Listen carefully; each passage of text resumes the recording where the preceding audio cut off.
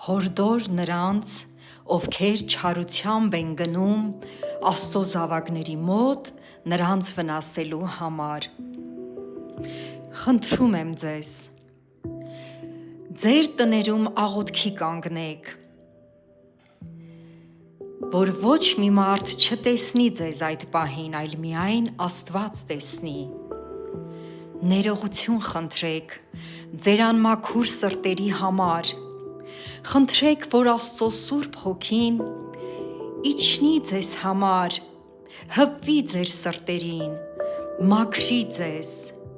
որովհետև ասում եմ ձեզ, այդ անմաքուր սրտերով և չար արարքներով ուղիղ դժոխք եք գնում։ Աստված թող օրհնի ձեզ ձեր ճիշտ որոշման համար։